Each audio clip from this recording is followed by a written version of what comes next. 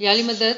So we'll briefly recapture what Amina asked, and she said that humility can come from the duty of staying in a parking lot or giving umbrella to the Jamat or whatever, other than shoes company. And we also learned about some Jamaat Khana not having shoes company anymore. To answer that question, that yes, all the khidmats are khidmat and they are nawafil, right? Nobody is asking anybody to do this duty. We do it with happiness. But why does shoe company matter so much? Though we have seen the verse from Quran, but still we have this question, then answer to that would be a duty which gives you humility is the most important duty. Why would that be? Because if in a worldly life I have a status where I am somebody, but when I go and give duty in shoes company and I'm picking up shoes, whatever conditions they are, in whatever condition they are, I am killing my nafse ammara, the carnal soul, which tells me when I go out, people should respect me, say hello to me. I tell them and they follow my orders, right? That gives too much power to my carnal soul. When we want to elevate ourselves spiritually, the first law, the first action, the first expectation is to kill the nafse amara, to transform it to nafse lawama. And these are from Quran. Nafse lawama means the one soul which is a guiding nafs, guiding soul. Nafse amara means the one which wants instant gratification. I say and it should be done. So nafse amara is the soul which makes us behave like an animal. Nafse amara is a soul which makes us behave like an animal, meaning I want this and I should get this. No question asked. So when we are giving duty in shoes company, we are actually saying that I do believe in Imam, I would do anything for my Imam, but I would also lower myself to the extent for the Jamaat, the followers of my Imam, and I would love them and I would not mind picking their dirty shoes with a smile on my face and keeping it in shoes company, taking care of it, protecting it.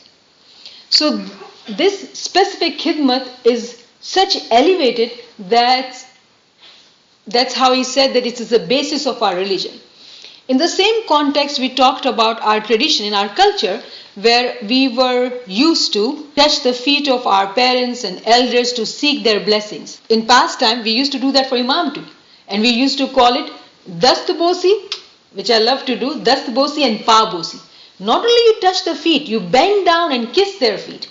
That's actually Pa Bosi. And this is the tradition and culture of actually our past, which we've forgotten. Why? Because I think worldly wise we have become so powerful, rich, thinking of ourselves, I don't want to use strong words like we are somebody, that it is hard for me now to bend down to touch the feet of my parents because I respect them, I love them, even to kiss their feet. But as a child who loves or respects the parents, this was a norm of our children to kiss the feet of parents. Okay, so, and in the same context, it's so interesting that we have our Prophet's example. And we talked about the example of Jesus at the Last Supper. Before the Last Supper, he said, I would like to do something. And the disciples, the companions of the Prophet, they said, what would you like to do? He said, I want to wash each one of your feet. And they were like, how could you even think of that? We will not allow you to wash our feet because we just can't. We believe in you, you are a prophet. And he said, if you love me, let me do it. And you will understand the meaning of it. He goes from each disciple to disciple and washing their feet. Rubbing it with, water and soap and cleaning it properly, each one of them. Our prophet can do that because you know what? He was trying to tell us, I do not want to become vain in my status, because it is my carnal soul which I really have to control. Remember Maula's farman that Sultan Shah says that if you will not have the rein of the horse in your hand, which is the carnal soul, it will take you wherever it wants. But if you have the rein, then you guide it wherever you want to take it to. So In the same context, today's Pope, when he became the Pope, the first thing he did was to touch the feet or wash the feet. Wash the feet of, actually he washed the feet of some people, and there's a video out there. And people praised it so much. Oh my God, there are videos being circulated, and they were like, wow, how humble he is. And I recall an incident where one of the, Sufi member touching the feet of his friends and companions, and he was criticized that what kind of action he is doing. But here Christian Pope does it, and we all appreciate him, that look at him, how humble he is. He's setting an example for everybody. And this Pope is a different Pope actually. If you were to learn about him, he's a very different Pope. The way he was elected and the way he set examples, it's very different. He goes on to the next year, so next Christmas actually, he goes to prison. He not only washes the feet of Christians, but Muslims. And he doesn't stop there. He goes to prison and he washes the feet of a woman. So he is trying to communicate to his followers that this is the example set by Jesus. I don't feel ashamed in doing that. Why would you be? If humans are all the creation of Allah, then we should have respect for each one of them. So humility, he understood at that level. And that's why Imam has said that if you will not teach your children the real meaning, the true knowledge of our tariqah, then physical deen will set into our heart. Meaning, there is no importance of shoes company. We are all ethical enough. The shoes will be there and nobody will take it away, because that's a physical thinking. The reason we have to have somebody to protect our shoes, so it does not get stolen or even exchanged or whatever, gets protected from the rain outside. But the meaning, the essence of this action was actually to teach us to give nawafil ki ibadat, as well as to understand, if I'm somebody, as soon as I go out of shoes company, but when I am in shoes company, my status could be doctor, lawyer, accountant. It does not matter. I'll pick your shoes. If you're a child, if you're an elderly, if you're coming from your work and you are sweating, dirty, smelly, does not matter. I will pick up your shoes, because you know why? Because you love the Imam and I love my Imam. So I will love my Jamat who loves the Imam. Right? And Imam says, if you love me, serve your Jamat. Serve the Jamat. Because serving the Jamat is serving the Imam. And then we also talked about example of cleaning the toilet. Why didn't we mention that? And he gave us such a beautiful example of Mukhi Kamriya. When the list of volunteers was being built up, Mukhi Kamriya was not given any service except to clean the toilet. And we have not, this example is unheard of. How humble those Mukhi Kamriya would be to set that example, that until they were on the path. Now just stop here, pause a minute. If one of us sits on the path, look at the power we get. The whole Jamaat is coming to you to shake your hand and to seek prayers from you. Because you become somebody, you have that amar from Imam, that you're sitting at the path and I come to you and I say, I am sinful from head to toe. It is you who can forgive my sins, because you have the amar of Imam. That's a position of power. It can get to our head. And whenever we are sitting on the path, whenever we are in a place where our position can get to our head, a moment the true knowledge would pick up an activity to kill the carnal soul. Because as soon as I feel happy, you are empowering that carnal soul. What does it mean? Why does it harm me? Whenever we sit in bandagi, Imam says the basis of bandagi is that you sit in humility. As soon as this thought comes to my mind, I come to Jamaat Khana. I forgive the sins of people. People come to me. With that attitude and that thought, if you were to sit in bandagi, we are not reaching anywhere. We are not reaching anywhere. So it is so important to understand, if we are given a status, we pick up an activity like that to hammer that carnal soul. So to take away that service is disservice, I would say. Because how our children will learn that? And how would we get, as parents, an opportunity to talk to our children that this is what it means to take care of shoes of the Jamaat? So, and that's why I say it's a rites of passage. Because our children have to start from shoes company to Scouts, Girl Guide, Bluebird, whatever, giving service to at the door of Jamaat Khana, saying Kayam Pa in response to Hai Zinda, and then going up to the part. Because if we don't do this basic khidmat, we will take these khidmat as for granted. Because I am so and so, that's why I'm sitting on the part. And that defeats the purpose of our nawafil. Nawafil was to do more, so I become more humble, so I seek blessings of Imam. It is not my right. Remember Imam's point. It is not my right to get this. It is Imam's wish to give me. And how would Imam wish? As he told us this hadith, that the only way if you can come close to me is by doing nawafil. So a person who goes to Jamaat Khana morning and evening, says 3 times dua, gives the son, attends Chandrat ki madlas, meaning that he's doing only what is farz. And farz is what? Is curse. I have to pay my dues, my debt. So that's my debt. Anything more than that, then that is pleasing Imam. When I please Imam with humility, then only Imam will give me what I seek, which is spiritual enlightenment. It is not my right, it is his blessing. So see how all these, they are like building blocks to get to where we want to get to. Right? Did I miss anything? In Farman of Baitul Khal, the one word Mawla continues to use is to what? Be humble. So one of the class, I remember asking question, so what do you do in Ibadah? You just sit like this and be humble? What does it mean, be humble? Don't have an expectation. No, there's expectation. How do you be humble? Feel yourself, we are nothing. Thank you. Saying I'm nothing. And how can you say nothing more practical than working in a shoes company? So in our Jamaat Khana, I remember one of the, I believe he owns like, I don't know how many convenience store or liquor store or something, very rich guy, and a doctor. They both served in our Jamaat Khana. And I was looking at the businessman. So let's say he has 5, 10, 20 stores and he has 50 employees. One of his employees comes and put a shoes there. He picks up the shoes and put it over there and brings in the token. But in the daytime, he tells his employee to clean the garbage, fill up the cooler, clean the shelves, clean the parking lot, do this, do that. But in evening, Jamaat Khana, the same boss standing behind the counter.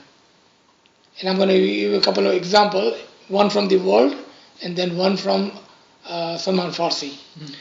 I want to show you what can you get when you become humble. Because if you're not humble, what I just said a minute ago, you can do 100 years of ibadat, you're not going to get anything if you're not humble. And I'm not saying that, Imam saying, be humble. Until you say I'm nothing, you cannot be anything. Being nothing is the key. So I used to work for a company, and it was one man owned company. One man owned company.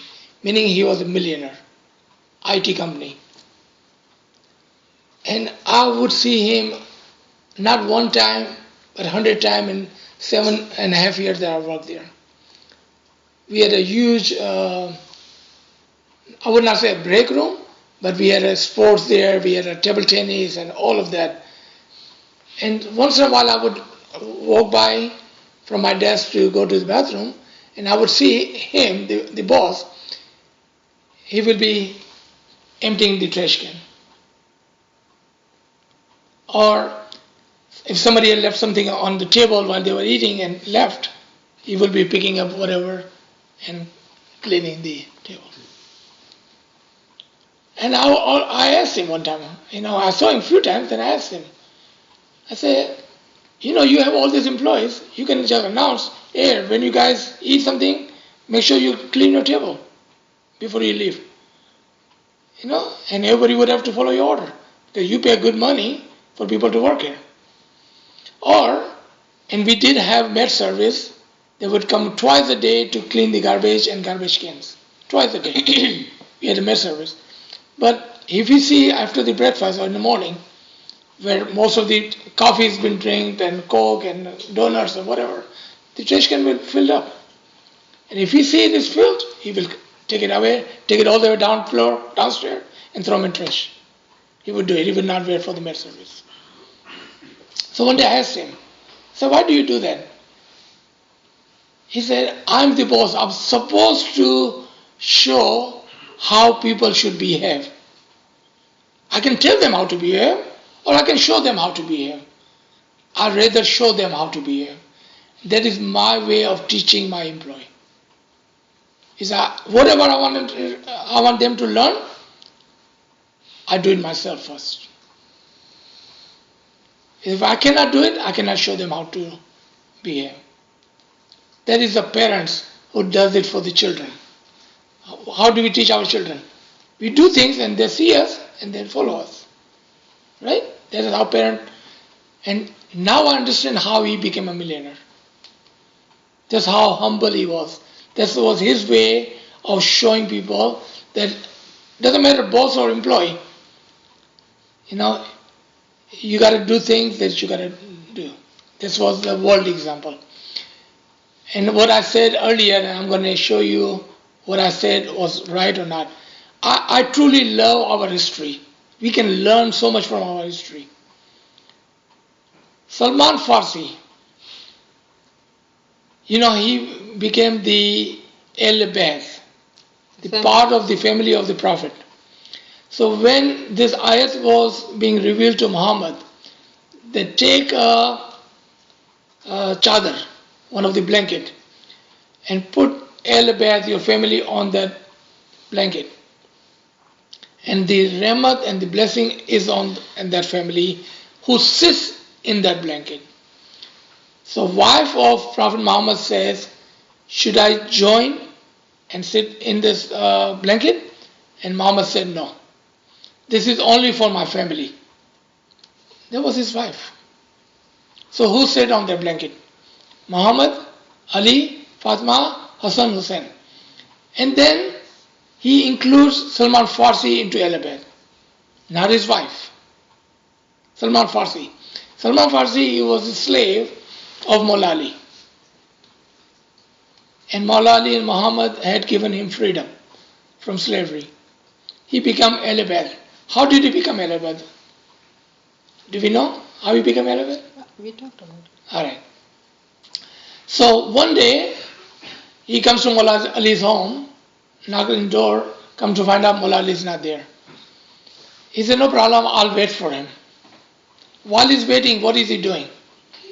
And people are walking by and asking, Salman, what are you doing?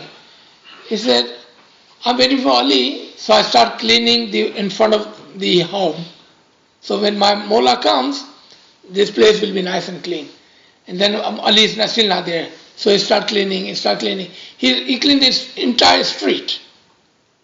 The entire street he started to clean, thinking that when my Mola will walk, I want him to walk on this clean street. So from his home to the end of the street he cleans until Ali gets there. And Ali saw him. He said, what are you doing, Salman? He said, Mola, I was waiting for you, so I wanted to do something for you. I wanted to do something for you. That's the khidmat, that is the nawafil, and that's how he became part of ALWAAZ. Why are we taking that service from our Jamat? Only because we don't understand. And what did I say? The very first condition of become Sufi. Now first the Farman. Remember, whatever I say has to be in the Farman, Ginan or Quran. Alright? Farman is, I used to give my title, not a title, my title to my Jamaat. And that was the title of Darwesh. But some of the Jamaat did not understand and they did not want it, so I took it away. This is Mullah Abbas saying. Because we thought when somebody calls us Darwesh, people will think we are fakir. No, I want it to be big. I want it to be powerful. I want to be somebody. We don't understand the value of being fakir. So now comes to Sufism. If you want to become Sufi, and Mullah says in his Farman, you should think on the way of Sufi. We have heard of this Farman. You should think of the way of Sufi. What does Sufi do?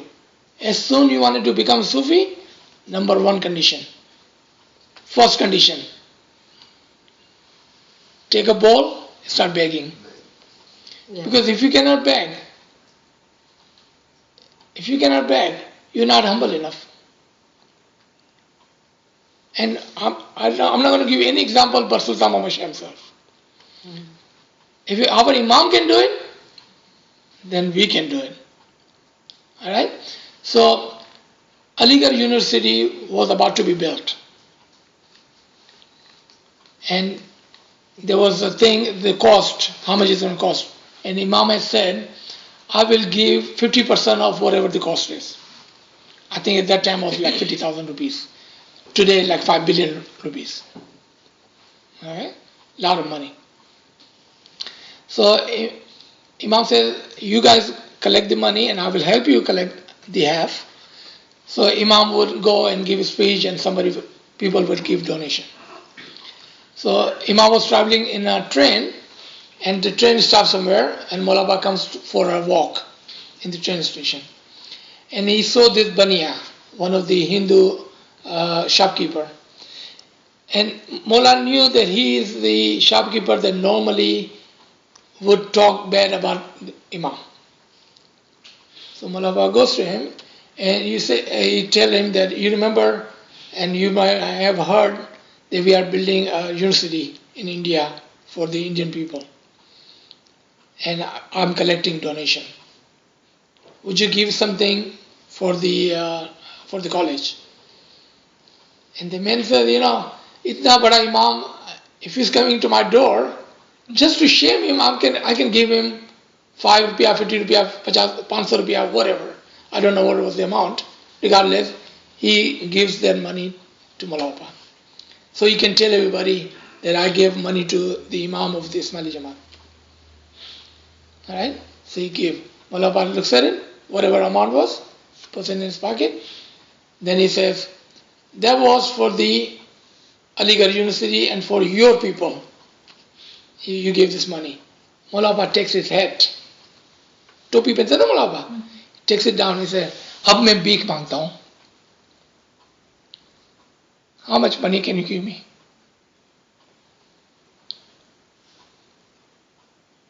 And then Baniya gives 10% more than what he had just given. Do we see that? That's Imam. ये इमाम है. ये हमको सिखाता है इमाम अपने action से. That's why I told you the story of my boss earlier. Because I wanted to say, it is our action. If we don't take those action ourselves, our Jamaat, our children will never learn. You can tell them, they will hear from here, it will go out from the other ear, and they will never learn. Because they have never seen you do it. How would they learn?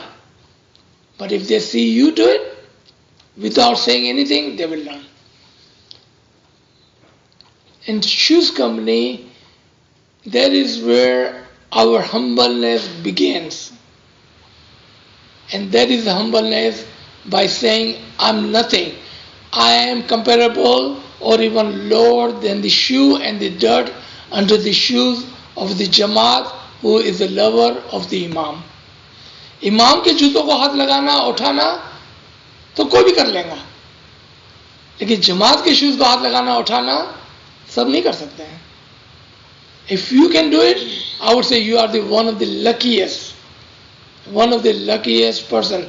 If you have never done this service in your lifetime at least once, I would highly encourage you to do it. You have never done it? I would encourage you to do it at least once, then sit in ibadat. Humbleness will come automatically. That's what Imam wants from you, to be humble. Don't come there with your ego. If there's an ego there is no me and you in one. You are you and me is me. That's it. You have to kill that ego so you and Imam can be one. So let me give you reference from Ginan and Farman before, and then we open for discussion. And all this exercise, we are talking about this in Jamat Khana Shanasi. Remember, the purpose is to love Imam. And we are on chapter of Jamat Khana Shanasi, right? Just the beginning of it. Our Peer has taught us, our Peer has said, Sab jug dekha nirdhana. I have seen the whole world without any money. Sab jug dekha nirdhana. Dhanvant na dekhya koi. I have not seen anybody with money, right? Dhanvant taku aankhe jine preet piyasu. The rich person for me is the one who has the love of the Imam. So the love of the Imam is directed towards the khidmat of the Jamaat. Now this next part which I'm going to read, I'm not sure about the right wordings, but the essence of it, nahi kuch tha so sarve kuch tha so, eva kuch nahi sahib ji ne bhave ji. When you become nobody, that nobody is somebody in front of the Imam. That's teaching of our Peer. Now in Farman, Imam talks about Rahim Basaria. It's in near past, right? In recent past, I would say. Rahim Basaria, so this is the Farman from Kalam-e-Mubin, Hissa Dom, Karachi, 26 January 1938. Please recite the salawat. Allahumma salli ala Muhammad wa ala Muhammad. Maula says, वारिस मोहम्मद रिमू ने हमारी बहुत खिदमत की है. उसकी मिसाल अहले बैत के मेंबर की है. जिस तरह वजीर बसरिया और वजीर रहीम बसरिया अहले बैत में शामिल हुए. So अहले बैत, to be one with the family of the Prophet, was not limited during the time of the Prophet, as he gave example of Salman Farsi. And we think, oh, it was in the past. Right now I don't have opportunity. Imam has given us 3 names in recent past who became the family of the Prophet. Do we have that opportunity today? Have ever we thought to become the family of the Imam?